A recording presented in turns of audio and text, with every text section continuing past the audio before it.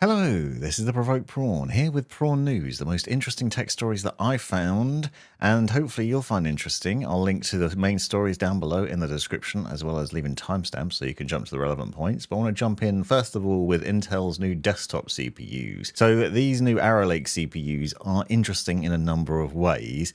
Not just because Intel's changed the naming convention and made it really confusing by calling them Core Ultra products instead of your usual setup. So, for example, the top flagship CPU is now the Core Ultra 9 285K instead of the 15900K, which it would have been. But you might have seen headlines already about how this new generation of CPUs actually performs worse than the 14900K. And what I mean by that is there's basically a reduction in some areas in FPS. So Intel actually fully admitted this in their presentation, which I'll link to in the description, showing how in some games you get less FPS with the new flagship CPU than you will with the 14900K. However, in other games you'll get better performance, but the trade-off is that Intel has basically made it so that you get more performance per watt, and there's been a big reduction in the draw of power from the new CPU. So this top-end CPU, we can now use as much as 165 watts less power in games versus the 14900K. It averages about 73 watts per game across a number of different games that they've apparently tested. I'm yet to see this in action, but it was interesting to see this. And basically, it can achieve similar results to the 14900K, but using a lot less power. So another example they gave was the Cinebench. You can get similar scores with 125 watts versus 250 that would have been drawn with a 14900K. Now, this is all important because obviously there's been a lot of problems with the 13900K and the 14900K, drawing too much power, getting damaged over time, becoming unstable, and other things. So a reduction in power is actually really good, not just because your system will be using less power, but also because you're going to have a potential much better CPU over a longer period of time. The other interesting takeaway is that Intel was clear to admit during the presentation and the briefing that we had that the new CPUs basically have a dead heat with AMD in terms of performance. So they were comparing it with the AMD 9950X and showing that in some games the new CPU was beating AMD and in others it wasn't. And so across the board, basically it's a dead heat in terms of performance. So you're going to get similar performance with Intel as you will with AMD. Some games will be worse, some games will be better. There's some interesting charts which show you the difference between them. So this is pretty interesting for Intel to be admitting basically the new CPUs aren't amazing, considering both Intel and AMD have been pushing for, obviously, better performance every iteration, trying to get more and more out of it. Now they're dialing it back a bit, and this is actually really good, I think, because the CPUs run cooler is another point of note. So the top-end CPU, the Ultra 9 285K, apparently runs at an average of about 13 degrees C cooler during gaming sessions. So you already know it's going to use less watts and it will be cooler as well. So that'd be brilliant news for anyone that struggled to keep their CPU cool in the previous generations. Other interesting points are it is coming with 24 cores. That's 8 performance cores and 16 efficiency cores, 24 threads, but there's no hyper-threading anymore. So they've turned that off. Has 4 GPU cores on board and 13 TOPS NPU. What that means is a neural processing unit. So there's actually built-in AI processor on the chip now, so that you'll have some technology there that can be used for AI purposes. Now, one of the interesting demonstrations that I recommend checking out, a link to, put a timestamp down below in the description to an Intel video which shows it in action. But there's a Schafer thing that they've set up, which is a tool which basically uses this AI to do clever things like tracking facial movements and then translating that into actions in game. So the examples being, for example, raising your eyebrows might reload your gun, opening your mouth to fire your weapon, moving your head one way or the other to move your character in game. Now this is designed to help less abled people who can't interface with games in the same way as a fully able person can, to be able to get around and to carry out actions in game and still enjoy games. And it uses AI and cameras, obviously, and face tracking technology to do that. And it separates it out and puts it on this NPU so there's not pressure on the CPU. I thought that was a really interesting selling point and could potentially have some pretty cool uses in there as well. So there's some ups and downs with the new processors. There are definitely going to be some interesting highlights. For example, you will now have 6400 DDR5 RAM as the baseline, and XMP suggests that you'll be able to go much higher with up to 8000 megahertz and beyond. So we've already seen stories about this, and it's going to vary from motherboard to motherboard, obviously, depending on what people are putting out there. But you also have other things like lower temperatures, less power use, and obviously potentially much better overall stability over the longer term. So this is pretty interesting, I think, and it's really interesting to see basically Intel admitting that they've not got a flagship CPU that's better and better and better, actually dialing it back a bit. And I don't think there's anything wrong with that necessarily. If you're going to end up with a better CPU rather than pushing the boundaries and then causing problems further down the line, I think this is a really good move from them. So check out the links in the description to the relevant stories and slides and other videos on this CPU if you're interested, because there are some really cool stuff about it, which is worth checking out. Lian has revealed the O11 Vision Compact, which I've done a video on that I'll link to in the description, which shows you all the potential options that you can do building in this case. There are multiple different things you can do here, and there's a really good quality case with loads of highlights to it. You can do side-mounted and top-mounted all-in-one coolers. It also has its own built-in anti-sag bracket, and it also supports rear connect motherboards and lots of other things that make it really cool and interesting. I've done a deep dive video I'll link to in the description on this case, but it's well worth checking out. Corsair has released a new version of its K70 Core, the K70 Core TKL Wireless, which is a budget-friendly keyboard which now has MLX switches, sound dampening foam, but the headline story here is that it has a feature called Flash Tap, which is similar to Razer's Snap Tap, which in turn was similar to Wooting's Snappy Tappy, and those are various different hardware level features that allow you basically to strafe really quickly and easily in games, basically by using A and D and setting it so the keyboard doesn't cancel each other out and responds to that press, so you can do it really fast.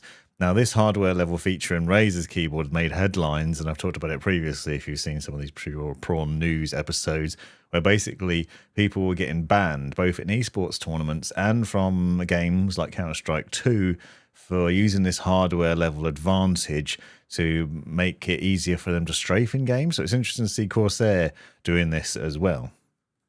K70 Core is meant to be an affordable option, and it has pre-lubed switches, sound dampening foam, and other things that might make it appealing.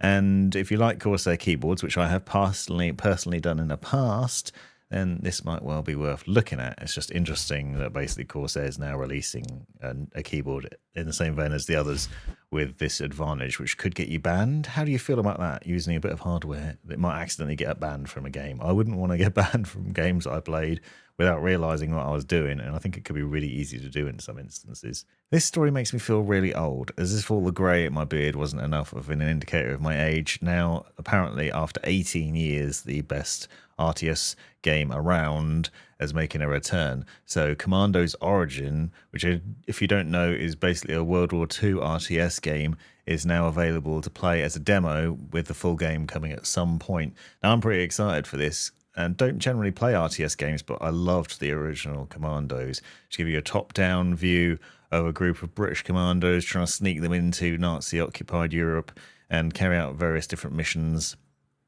There's a lot of fun to be had back then. I'm hoping that this carries on that trend, but just seeing that it's that old, or at least the series is that old, is insane. I can't believe how far back that goes and how fast time seems to have passed. But it's available to download as a demo, so maybe go check that out if you love World War II stuff like I do. Asus has apparently got some new technology in its X870E and Z890 motherboards, which supports basically improving RAM performance. Now, apparently, research shows that if you have 4 RAM slots and only 2 of them are populated, there's some electrical interference from the empty slots, which can actually reduce your speed. So if you've got fast RAM, can be negatively impacted by having empty slots.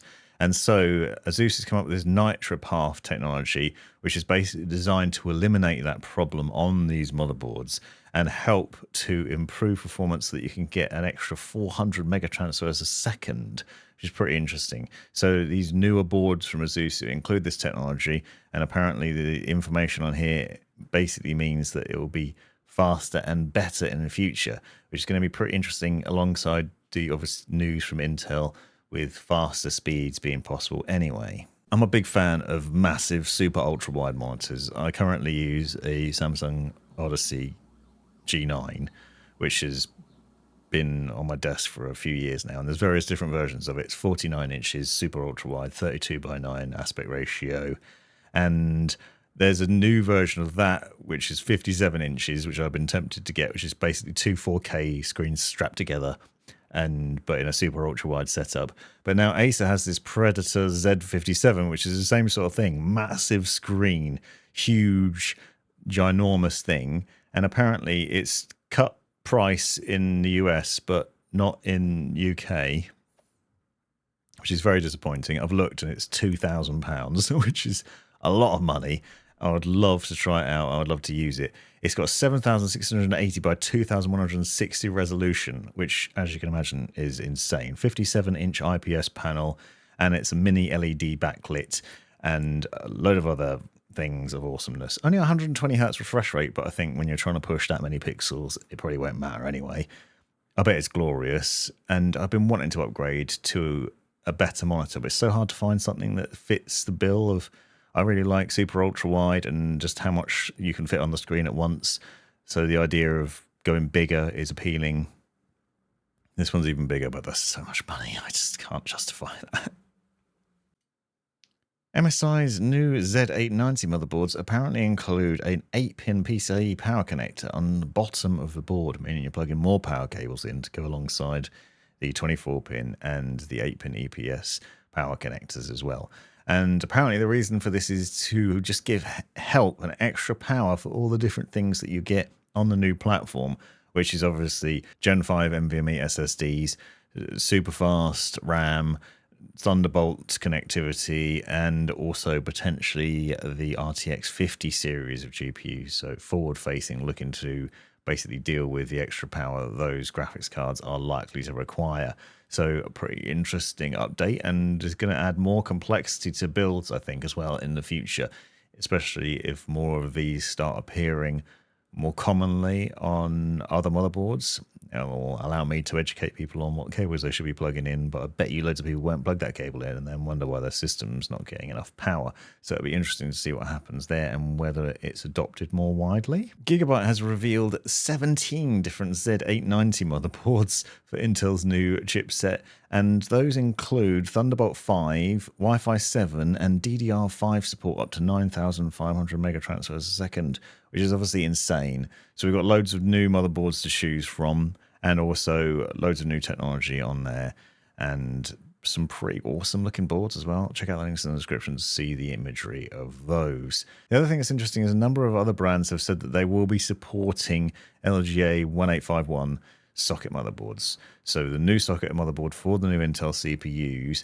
I don't know if you recall, but when LGA 1700 came out, there was a lot of new brackets released to help with 1200 socket coolers fitting on those new socket motherboards. Arctic said that all of its coolers will be compatible with the new motherboards. Corsair's also made a release saying the same thing. Basically, there's not enough changes apparently to the layout of the CPU socket now, even though they've added a whole load of extra pins that will prevent you from using your previous cooler or indeed new ones. So you should be safe whichever cooler you want to use, which is going to be useful. Red Dead Redemption and Undead Nightmare are finally coming to PC. Now, I like this headline, but also I don't care. I played the original Red Dead Redemption a long time ago, and it was a great game. But obviously Red Dead 2, I haven't even completed that yet, and it's still a fantastic game. I keep going back to it and just not finishing it because I get distracted with other things. And the original game was great, and we had to wait so long for a PC release. I mean, how long has it been? Like a billion years. And it will just look so dated now. But if you like playing retro games or you don't mind older looking graphics, then maybe this is exciting. I wish Rockstar would release Red Dead 3, if that even happens, but I'd love to see more of that. What do you think? Do you care about Red Dead? I mean, how old is it now? It's so old, right? It's so old. That's it for the stories from this week. Hopefully you found it useful and interesting.